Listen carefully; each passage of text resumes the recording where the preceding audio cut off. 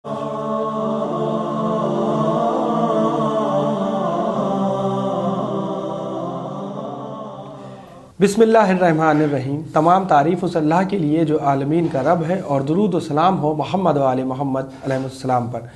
नाज़रीन किराम, सलामुन अलैकुम। आपका मेज़बान हसन आसिफ़ एक बार फिर से आपके सामने मौजूद हूँ अपने ख़ास और स्पेशल प्रोग्राम करबला शनासी के हवाले से। नाज़रीन, प्रोग्राम शुरू करने से पहले 4 लाइनें अर्ज़ हैं। क्या सिर्फ़ मुसलमानों के प्यारे हैं हुसैन, चरख़े नौए बशर के तारे हैं हुसैन, इंसान को बेदार तो हो लेने दो, हर कौम पुकारेगी हमारे हैं हुसैन। यकीनन आज वही ज़माना है, कोई भी किसी भी मज़हब या मसलक का हो, वो हज़रत इमाम हुसैन अलैहिस्सलाम से ज़रूर रूबरू है। और आपके ही जो मौजिज़ात हैं, जो भी तज़किरात हैं, जो भी मजालिसें हैं, उनसे ही बहुत कुछ सीखने को मिल भी रहा है। नाज़रीन, बिला ताख़ीर हम अपने इस एपिसोड की शुरुआत करना चाहेंगे और सबसे पहले इस्तकबाल करेंगे मौलाना फैज़ अब्बास साहब का, इस वक्त जो हमारे साथ स्टूडियो में मौजूद हैं। आगा सलाम अलैकुम रहमतुल्लाह। आगा, जिस तरीक़े से देखा जाए, यूँ तो बहुत सारे इमामों के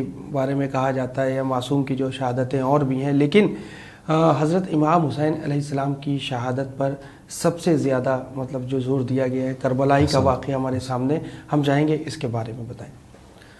अऊज़ु बिल्लाहि मिनश शैतानिर रजीम। बिस्मिल्लाहिर्रहमानिर्रहीम। अल्हम्दुलिल्लाहि रब्बिल आलमीन। अस्सलातु वस्सलामु अला सय्यिदिल अंबिया वल मुरसलीन व अला अहलि बैतिहि अत्तय्यबीन अत्ताहिरीन व लअनतुल्लाहि अला अअदाइहिम अजमईन।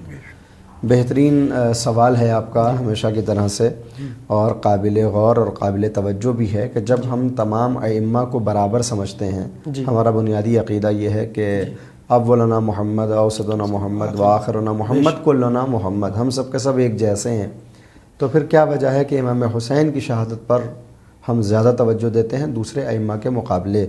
इसका जवाब ये है कि मैंने पहले या दूसरे एपिसोड में आपकी खिदमत में अर्ज़ किया था कि कायनात में इमाम हुसैन अलैहिस्सलातु वस्सलाम वित्र मौतूर हैं, यानी आप ऐसे शहीद हैं, आपकी ज़ात ऐसी ज़ात है कि आपकी मिसाल ना आपसे पहले कहीं नज़र आती है, ना आपके बाद कहीं नज़र आती है। दलील क्या है कि हर ज़ियारत में इमाम हुसैन को हम कहते हैं अस्सलामु अलैका या सारल्लाहि व बना सारे वल वित्रल मौतूर, सलाम हो आपके ऊपर कि आप खून खुदा हैं और आपके वालिद गिरामी भी खून खुदा थे। वल वित्रल मौतूर यानी आप वित्र सिंगल, और मौतूर यानी यूनिक। आपकी ज़ात यक्का तन्हा है, आपकी ज़ात अनोखी है, आपकी ज़ात अकेली है, यानी आप जो कायनात में हैं वो वन पीस हैं, जिसको आमतौर पर कहते हैं। नहीं, आपका कोई बदल नहीं है, आपके मुकाबले पर कोई नहीं है, आपके बराबर कोई नहीं है। क्यों है ऐसा?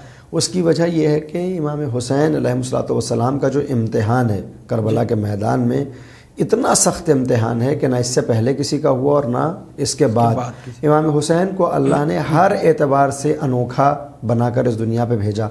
आपकी विलादत वित्र मौतूर है, आप 6 महीने माँ के शकम में रहे, आपका शकम में होना वित्र मौतूर है, क्योंकि आम तौर पर जो बच्चा आने वाला होता है वो माँ के लिए खुशी का सबब होता है। मगर कुरान की मुसलसल आयात हैं कि जब तक इमाम हुसैन हज़रत ज़हरा के शकम में थे, वहनन अला वहन, हज़रत ज़हरा के गम में इजाफ़ा होता चला गया। कुरहा का लफ्ज़ इस्तेमाल हुआ है कि बीवी को अज़ियत होती थी। क्यों होती थी? क्योंकि मालूम था कि जब ये बच्चा दुनिया में आएगा तो इसके साथ कैसे कैसे जुल्म किए जाएंगे, इसके घर वालों के साथ क्या होगा, इसकी अज़वाज के साथ क्या होगा, इसकी बहनों, इसकी बेटियों के साथ क्या होने वाला है। तो ये दास्तान जो हज़रत ज़हरा को जिब्रील अमीन ने आकर सुनाई, पैगम्बर इस्लाम ने जो आकर ख़बर दी, तो जब तक इमाम हुसैन हज़रत ज़हरा के यहाँ थे 6 माह तक बीवी के ऊपर गम तारी रहा। तो इस मामले में इमाम हुसैन बिल्कुल अकेले हैं कि अपने जब तक शकम में है माँ के लिए रंजीदगी है, यानी एक गम का सबब है। और आपका गम सिर्फ उस वक्त से नहीं है। आप फिर सोचिए कि इमाम हुसैन कैसे वित्र मौतूर हैं, क्यों अनोखे हैं कि हमारे यहाँ जब कोई दुनिया में बच्चा आता है तो उसके आने पर खुशियाँ मनाई जाती हैं, मिठाई बांटी जाती है, महफिल की जाती है। कोई भी इमाम आया हो दुनिया में, उसकी विलादत पर हम क्या करते हैं? खुश होते हैं। मगर इमाम हुसैन के लिए हर रवायत ये बताती है कि जब आप दुनिया में आए तो पैगम्बर इस्लाम ने आंसू बहाना शुरू किए। तो हज़रत ज़हरा ने कहा कि आपका रोने का सबब क्या है? तो पैगम्बर ने बताया कि अनकरीब मैं देख रहा हूँ कि इसके साथ क्या होने वाला है। इमाम हुसैन की विलादत पर आंसू बहाए जा रहे हैं। इमाम हुसैन दुनिया में आ रहे हैं तो खुशी नहीं हो रही है, बल्कि फर्श अज़ा बिछ रही है, गम मनाया जा रहा है। इस मामले में इमाम हुसैन अकेले हैं। और आप आगे आइए, عام طور پر کسی کا غم ہم کب مناتے ہیں میں معصومین میں؟ جب اس کی شہادت ہو جاتی ہے یا شہادت سے ایک شب پہلے، جسے ہم شب شہادت کہتے ہیں، مگر امام حسین کا غم 10 دن پہلے سے شروع ہو جاتا ہے۔ تو یہ سب چیزیں کیوں ہیں؟ صرف اس لیے ہیں کہ امام حسین وطر موتور ہیں، ان کا معاملہ بالکل علیحدہ ہے۔ کیوں؟ کیونکہ اگر امام حسین نہ ہوتے تو سارے انبیاء کی جو محنت تھی وہ ضائع ہو جاتی۔ 1,24,000 انبیاء توحید پہنچانا چاہتے تھے، 313 رسولوں کا مقصد وحدانیت کو پہنچانا تھا۔ پیغمبر نے 23 برس تک یہی زندگی گزاری، تکلیفیں اٹھائیں، پریشانیاں اٹھائیں کہ لوگوں کو حق اور حقیقت سے آشنا کریں۔ اگر امام حسین کربلا میں قربانی نہ دیتے تو یہ ساری محنت ضائع ہو جاتی۔ کیوں؟ کیونکہ دین کو بے دینی میں تبدیل کر دیا جاتا۔ یعنی یزید کا منصوبہ یہ تھا کہ اسلام کی پوری شکل بگاڑ دے، اور کافی حد تک وہ کامیاب بھی ہوا تھا۔ نام تو نماز کا ہو مگر اس کے نماز کے اندر وہ ہو جو وہ چاہتا ہے، روزہ تو رکھا جائے مگر روزے کے اندر جو ہے وہ خرابیاں پیدا کر دی جائیں۔ تو اس یزید کے منصوبے کو جو ڈھایا ہے وہ سرکار سید الشہداء نے اپنے 72 شہداء کی شہادت کے ذریعے سے اس منصوبے کو ختم کیا، اور اب قیامت تک کے لیے دین اور اسلام کے پرچم کو سربلند کر دیا۔ چونکہ یہ آپ کا امتحان سب سے اہم ہے، چونکہ آپ کی کاوش سب سے الگ ہے، لہٰذا آپ کی فرش عزا کا بھی انداز ہمیں الگ نظر آتا ہے کہ ہم دوسرے ائمہ معصومین کی شہادت کو مناتے ہیں، فرش عزا بچھاتے ہیں، مگر امام حسین کا جو اہتمام ہے وہ ایک دم الگ ہے، کیونکہ امام حسین بنیاد لا الہ ہیں۔ شاہ اجمیری کا مشہور ہاں وہ شاہ است حسین بادشاہ است حسین دین است حسین، یہ وہ عجیب مصرع ہے۔ حسین دین اور دین کو پناہ دینے والے ہیں، یہ رتبہ کسی کے پاس اور نہیں ہے، بہت اچھی بات سوائے امام حسین۔ اچھا، شہداء کی اگر زندگی پر غور و فکر کی جائے، تھوڑا سا اگر پرکاش ڈالا جائے، روشنی ڈالی جائے، تو کیا خصوصیات پائی جاتی تھیں؟ احسن تم امام حسین کے ساتھ جو آپ کے انصار ہیں، جو باوفا سپاہی ہیں، بہت سی ایسی خصوصیات ہیں جن کا ذکر کیا جا سکتا ہے، مگر میں نے پچھلے ایپیسوڈ میں ذکر کیا تھا کہ ایک خصوصیت جو اصحاب امام حسین کو سب سے جدا کرتی ہے وہ ہے اپنے زمانے کے امام کی اطاعت، اور بغیر کسی چون و چرا کے اطاعت، بغیر جنت کے لالچ کی اطاعت، بغیر جہنم کے خوف کی اطاعت۔ آپ کو پیغمبر کے صحابی بھی نظر آئیں گے، آپ کو مولا کائنات کے چاہنے والے نظر آئیں گے، دوسرے اماموں کے بھی چاہنے والے نظر آئیں گے، مگر امام حسین کے چاہنے والوں کا جو امتیازی فرق ہے وہ یہی ہے کہ دوسروں کے یہاں جو آپ کو نظر آئیں گے وہ کسی نہ کسی ایک لالچ، البتہ لالچ لفظ غلط ہے، کچھ کسی نہ کسی غرض سے پیغمبر کے ساتھ ہے۔ کوئی یہ چاہتا ہے کہ پیغمبر کے ساتھ اس لیے رہیں تاکہ جنت میں آسائش ملے، کوئی پیغمبر کے ساتھ اس لیے ہے کہ وہ جہنم سے اپنے آپ کو بچانا چاہتا ہے، کوئی مولا کائنات کے ساتھ اس لیے ہے چونکہ وہ حق ہیں اور حق کی اتباع کریں گے تو اللہ انعام دے گا۔ یعنی ہر ایک کی نگاہ میں جنت اور جہنم ہے، مگر امام حسین کے ساتھیوں کی نگاہ میں نہ جنت ہے اور نہ جہنم ہے۔ دلیل کیا ہے کہ جب شب عاشوراء آئی تو امام علی مقام نے اپنی بیعت کو اٹھا لیا اور کہا تم مجھے چھوڑ کر چلے جاؤ، یزید کا جھگڑا مجھ سے ہے، وہ مجھے قتل کرے گا، بات تمام ہو جائے گی۔ تو ان لوگوں نے کہا کہ ہم آپ کو چھوڑ کر نہیں جا سکتے، چاہنے والوں نے۔ تو امام نے کہا کہ اگر تم جنت کی وجہ سے میرے ساتھ ہو تو میں وعدہ کرتا ہوں کہ تمہیں جنت کی ضمانت لیتا ہوں، میں نے بیعت اٹھا لی، کوئی ذمہ داری نہیں رہی تمہاری، قیامت میں تمہاری شفاعت کر دوں گا۔ تب حضرت زہیر ابن قین کا وہ جملہ کہ ہم آپ کی جو مدد کر رہے ہیں، گویا آپ کے ساتھ جو آئے ہیں میدان کربلا میں، یہ جنت کے لالچ میں نہیں آئے یا جہنم کے خوف سے نہیں آئے، بلکہ اگر آپ کے اوپر شہید ہونے کے بعد پھر پروردگار ہمیں زندگی دے اور پھر موقع ملے گا تو پھر آپ کے اوپر قربان ہوں گے۔ بعض روایات میں ہے کہ انہوں نے کہا کہ اگر 70 مرتبہ بھی ہم کو قتل کر دیا جائے، ہماری لاش کے ٹکڑے کر دیے جائیں، ہمیں ہوا میں بکھیر دیا جائے، اور پھر بھی آپ ہمیں مدد کے لیے بلائیں گے تو ہم آئیں گے۔ یہ حوصلہ کسی اور کے ساتھیوں میں نظر نہیں آتا۔ دلیل ظہر عاشوراء، ابو ثمامہ ساعدی امام کے صحابی ہیں، وہ آ کر امام سے کہہ رہے ہیں مولا ظہر کا وقت ہو گیا ہے، نماز پڑھی جائے گی۔ کتنا فرق ہے! مولا کائنات جنگ صفین میں جب نماز کا وقت آتا ہے تو اپنے چاہنے والوں سے کہہ رہے ہیں کہ دیکھو نماز کا وقت آ گیا، جنگ روکو، نماز پڑھیں گے پھر جنگ کریں گے۔ تو علی کے سپاہی اور صحابی کہہ رہے ہیں کہ مولا جنگ کے موقع پر نماز کا کام کیا ہے، پہلے جنگ ہوگی، نماز بعد میں بھی پڑھی جا سکتی ہے۔ ایک طرف یہ علی کے شہدائی ہیں اور دوسری طرف امام حسین کے شہدائی ہیں کہ امام نہیں کہہ رہے ہیں بلکہ چاہنے والے امام کو یاد دلا رہے ہیں کہ مولا نماز کا وقت آ گیا ہے، آئیے نماز پڑھیں۔ یعنی جو تربیت امام حسین علیہ السلام نے اپنے چاہنے والوں کی ہے، اللہ کا یہ نظر کرم ہے امام حسین پر کہ اس تربیت کو ان کے چاہنے والوں نے ضائع نہیں کیا۔ یعنی جیسے سپاہی امام علیہ السلام بنانا چاہتے تھے ویسے سپاہی کربلا میں ان کے پاس تھے، اور ان کا ہنر یہ تھا کہ انہوں نے اپنے زمانے کے امام کے سامنے اپنے آپ کو پوری طرح سے قربان کر دیا تھا کہ آپ جو چاہیں گے ہم بس وہی کریں گے. اگر آپ جنگ چاہتے ہیں تو جنگ، آپ صلح چاہتے ہیں تو صلح، آپ تلوار چلانا چاہتے ہیں تو تلوار چلائیں گے، آپ نماز پڑھنا چاہتے ہیں تو ہم نماز پڑھیں گے. لہٰذا شہدائے کربلا کی خصوصیات میں پہلی خصوصیت ہے تسلیم ہو جانا، اور جس کا مظاہرہ حضرت عباس کی ہمیں ہوتا ہے. اچھا، اگر دیکھا جائے کہ یہ امام زمانہ سے آپ نے ریلیٹڈ جو ان سے آپ نے بات کہی، تو یہ جو فرائض جو انجام دے رہے ہیں ہمارے جو مراجع کرام ہیں، جو اس وقت تسلیم ہے، ہم جو بھی بات ہے وہی، جو بھی تقلید میں ہم تقلید کر رہے ہیں، تو جو بھی کام اس وقت مراجع کرام کر رہے ہیں وہ امام کی رضامندی سے کر رہے ہیں. اسی میں ہی یہ مجلس کا بھی ہم پہلو چاہیں گے، دونوں چیزوں کا جواب، کہ مجلس اور عزاداری یہ کس طریقے سے حسینی مشن ہے. احسن، تم دیکھیں دو باتیں ہیں یہ الگ الگ. مثلا امام حسین علیہ السلام کے چاہنے والوں کا خاصہ یہ تھا کہ وہ اپنے زمانے کے امام کے سامنے تسلیم تھے، مگر صرف یہ امام کے سامنے تسلیم نہیں ہوئے بلکہ امام کے نمائندے کے سامنے بھی تسلیم ہوئے. یعنی حضرت مسلم جو امام حسین کے ایک نمائندے ہیں، ان کے سفیر ہیں، جب وہ کوفے میں گئے تو جو حقیقی چاہنے والے ہیں انہوں نے حضرت مسلم کے سامنے بھی اپنے آپ کو ویسے ہی پیش کیا جیسے حضرت مسلم کے بعد امام حسین کے سامنے پیش کیا. ہمارے مراجع کرام کو نائب امام کہا جاتا ہے. البتہ ایک بنیادی فرق ہے، وہ نائب خاص ہیں. حضرت مسلم خاص نائب ہیں کہ ان کے پاس ایک خط موجود ہے، ایک لیٹر موجود ہے، امام کی تائید حاصل ہے، لہٰذا ان کی بیعت گویا امام حسین کی بیعت ہے. مگر آج جو ہمارے علماء ہیں، جو مراجع کرام ہیں، ویسے نائب نہیں ہیں، نائب خاص نہیں ہیں کہ ان کے پاس کوئی خط موجود ہو یا تائید موجود ہو، مگر چونکہ ان کا مشن وہی ہے جو امام حسین کا مشن ہے. یہ ہمارے نائبین امام مراجع کرام، یہ ہمارے جن کی ہم تقلید کرتے ہیں، یہ تمام افراد وہی چاہتے ہیں جو امام حسین نے چاہا، وہی چاہتے ہیں جو حضرت مسلم چاہتے ہیں. لہٰذا آج غیبت کے دور میں امام حسن عسکری علیہ السلام کی حدیث کے آئینے میں فَيُقَلِّدُوهُ جو لفظ ہے کہ جب تم ایسے علماء کو دیکھو جن کے اندر یہ خصوصیت ہو، یہ خصوصیت، یہ خصوصیت ہو، تو ان کی تقلید کرو. ہم ان کی تقلید کرتے ہیں، نائب امام سمجھتے ہیں.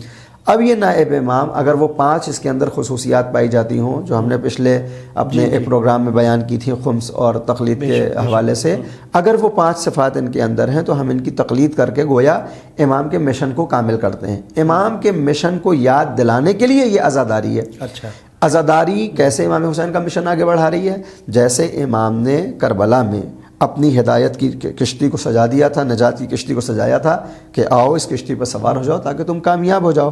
امام تو 61 ہجری میں دنیا سے چلے گئے، مگر کیا یہ کشتی ہدایت کی چلی گئی؟ ہدایت کا سلسلہ بھی ختم ہو گیا؟ تو کہا نہیں، امام حسین کی وہ آواز قیامت تک گونجتی رہے گی، حل من ناصرین ینصرنا، کون ہے جو ہماری نصرت کرے؟